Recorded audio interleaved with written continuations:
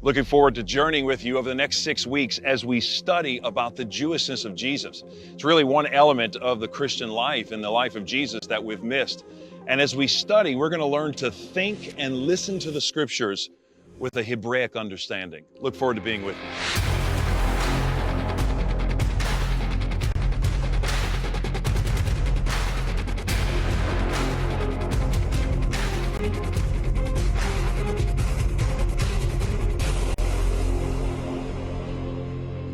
We're going to talk about a key element in the life of Jesus that many of us have misunderstood in our Christian life, and that is the Eastern nature or the Hebraicness of Jesus. Now, you may be wondering, how have I never heard this before? Why is this the first time you're telling me this, Robbie? Well, maybe it's because of a misunderstanding of Matthew chapter 5, verse 17. Jesus said, I did not come to abolish the law and the prophets, but I've come to fulfill it, or come to fulfill them. Now, what Jesus is saying there is this: I've come to fill it full. A better translation is, I've come to interpret it correctly. Now, if we misunderstand the word fulfill, it's because of our present understanding of what it means to fulfill something. For example, you may remember the old catalogs from Sears or J.C. Penney's that come in the mail. They had about all those deals that you would get things on in the mail, and you would look at them and you would send in a particular order form. You'd put your credit card number on it. You'd mail it in to the company. And once the order was fulfilled, in a sense, once you got it and received the package, what did you do with that catalog? If you're like me, you threw it in the garbage. Why? There's no need for it anymore. The order has been fulfilled. Well, that's not what Jesus is saying.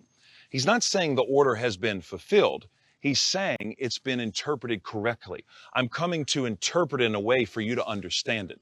As I said earlier, the better way is to fill full. Now, in order to understand that, let me give you an illustration. When I was a child, my parents put me in art school. Probably like you, I wanted to draw as a child, and I wanted to paint. I love painting with paintbrushes and different colors. Well, I went to the first art lesson, and they sat me down by a blank canvas. And I was ready to paint, so I took the paintbrushes, and the teacher said, Robbie, you don't paint just yet. You actually start by drawing with a pencil. She said a pencil drawing sets the tone for the entire painting. It's the foundation, if you will. So I began to trace or draw with a pencil trees and water. I began to draw a background and a beautiful sky. And then after I'd finished with the pencil, I then picked up the paintbrush. I filled it in with color. You see, that's exactly what Jesus is doing with his life. He says, you have heard in the Old Testament something this way, but I've come to take it from black and white into high definition color.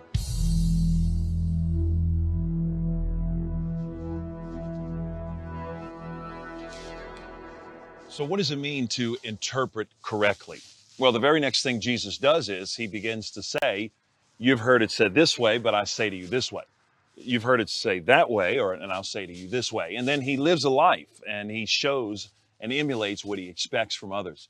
I want to give you two real world examples, two present day ways that we can begin to think Hebraically. If I would say to you this question and you give me a one-word answer, what is God? What are you going to say to me? God is what? If you're an American Christian, you're going to say God is holy. God is righteous. God is perfect. God is omnipotent. If you want to impress your friends, right? Omnipresent, omniscient. He's all powerful. He's always present. He's always there. That's an American way to do it. That's a Western way to respond. Now, if you close your eyes for just a moment, those who haven't already, close your eyes. And if I say those words, what comes to mind? Holy, righteous, loving, gracious. If you're like me, the words come to mind. You begin to see those words in your mind. You see the letters in your head. Well, that's a Western way to think about it, because we Westerners, we think in bullet points and outlines. We think in lists. If you go to Israel right now and you ask a young Jewish boy the same question, what is God? If you go to a yeshiva, a school, and you say, what is God? They're going to give you a very different response. Why? Because the Hebrew language is emotive. It has passion. It emits emotion. It draws emotion from you. Here's what they're going to say. God is a rock. God is running water. God is a eagle's wing. Or better yet, God is fresh baked bread. Now, close your eyes for just a moment, and I want you to see what comes to mind. I want you to feel what comes to mind. God is a rock, running water, fresh baked bread. Look at me. If you linger long enough, you can almost smell the bread. Who talked that way? It was Jesus, right? He always talked that way. He said, I am the door. It's a picture.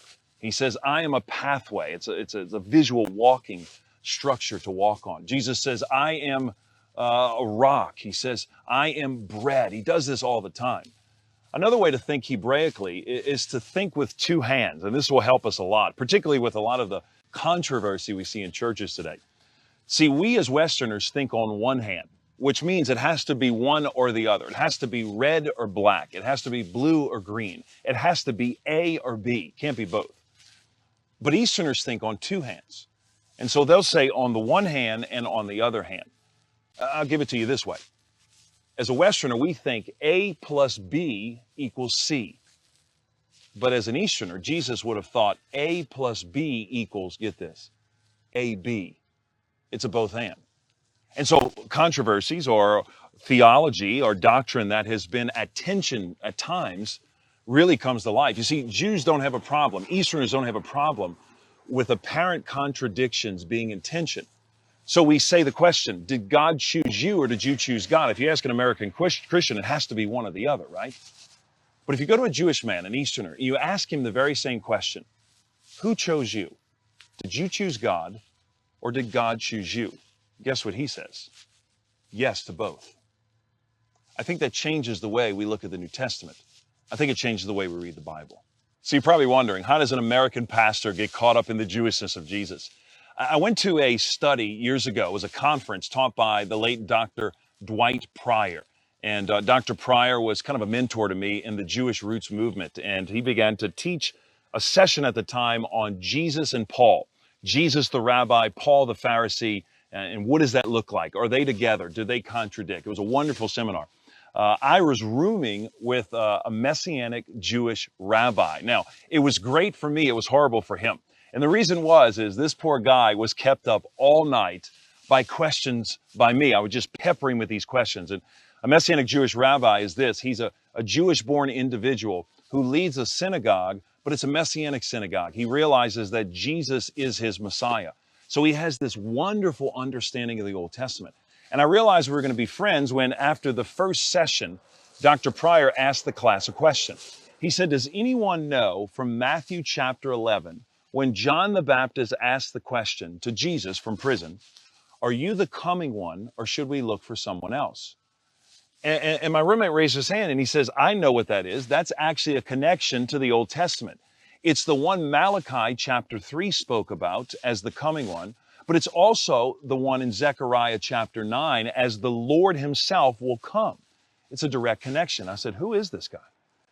Then Dr. Pryor said, does anyone know in Matthew chapter 3, when it says in verses 15 and 16, the heavens opened up when Jesus was baptized, and the heavens were ripped apart and the Spirit descended like a dove. Does anyone know what that's a connection to? Again, my Jewish Messianic rabbi roommate raises his hand. He says, oh, that's a connection to Ezekiel chapter 1 when it says the Lord himself will rip the heavens apart and appear.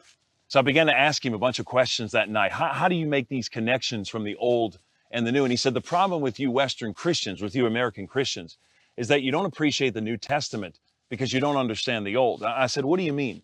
He said, Robbie, let me ask you, where do you start when you share the gospel? What passages do you use? I said, well, that's simple. I use the Romans road, right? All have sinned and fallen short of the glory of God. No one's righteous, no, not one. If you confess with your mouth, Jesus is Lord, believe in your heart, God raised him from the dead, you'll be saved. He said, that's great.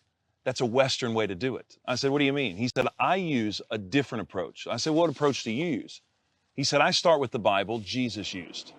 I start in Genesis and how God creates everything perfect and good, and how Adam and Eve, the perfect couple, sin against a holy God, and how judgment and condemnation come into the world, and how sin runs rampant. It leads to this new covenant with Abraham. He says, I start with the old and I lead to the new. He said, that's the problem with you Western Christians.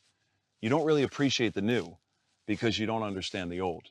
And that started me, and I hope it continues to start with you, and births in you this passion to know the Jesus of the Bible.